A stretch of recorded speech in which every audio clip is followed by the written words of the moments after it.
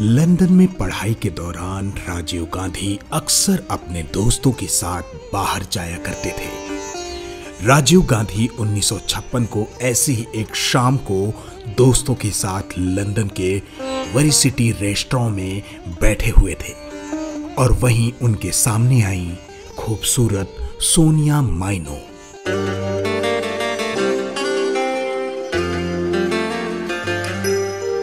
राजीव गांधी को सोनिया गांधी से उसी वक्त प्यार हो गया था। उस समय सोनिया गांधी कैम्ब्रिज में पढ़ रही थी और साथ ही पार्ट टाइम वेट्रेस की तरह उसी होटल में काम कर रही थी। राजीव गांधी अपने दोस्तों और रेस्टोरेंट के मालिक चार्ल्स एंटोनी से कहा कि कुछ ऐसा इंतजाम किया जाए कि सोनिया राजीव के थोड़ा करीब रह सके। इसके लिए राजीव ने उन्हें रिश्वत भी दी थी। इसके बाद सोनिया के लिए राजीव ने पेपर नैपकिन में एक कविता लिखी और वेस्ट वाइन भेजी जो चार्ल्स के जरिए सोनिया तक पहुंची। इसके बाद शुरू हुआ दोनों की मुलाकातों का दौर। राजीव गांधी और सोनिया गांधी एक दूसरे के ऐसे प्यार में थे कि राजीव ने इसके बारे में अपनी मां को बता दिया।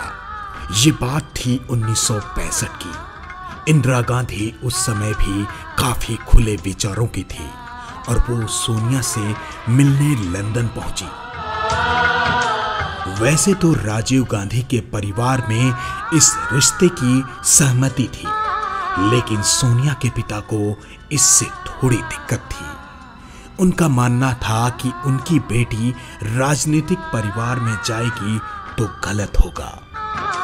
राजीव गांधी 1967 में भारत वापस आए और उन्होंने 1968 को सोनिया गांधी को भी भारत बुला लिया। उन्हें तेजी बच्चन के घर रखा गया। राजीव गांधी का परिवार और बच्चन परिवार की बहुत गहरी दोस्ती थी।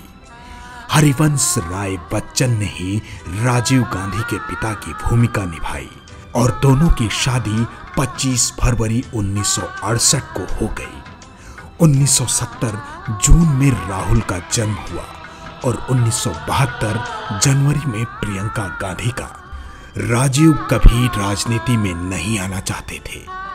सोनिया गांधी के परिवार ने यही शर्त रखी थी, लेकिन पारिवारिक मजबूरियों के चलते उन्हें आना पड़ा। 1980 जनवरी में संजय गांधी की एक प्लेन हादसे में मौत हो गई।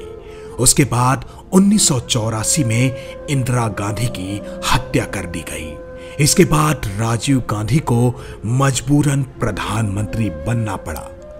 राजीव गांधी ने अपनी भूमिका बखूबी निभाई, लेकिन 1991 में उनकी भी हत्या कर दी गई। इसके बाद सोनिया गांधी ने राजनीति की कमान संभाल ली, जो वो कभी नहीं करना चाहती थी।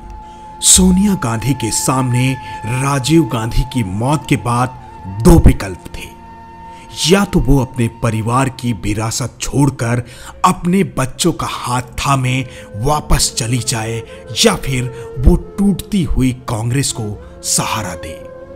राजीव गांधी की हत्या के बाद 1997 से 98 में कांग्रेस का बंटवारा निश्चित हो गया था, लेकिन उस समय सोनिया ने कमान संभाल ली और कांग्रेस पार्टी की अध्यक्ष चुनी गई।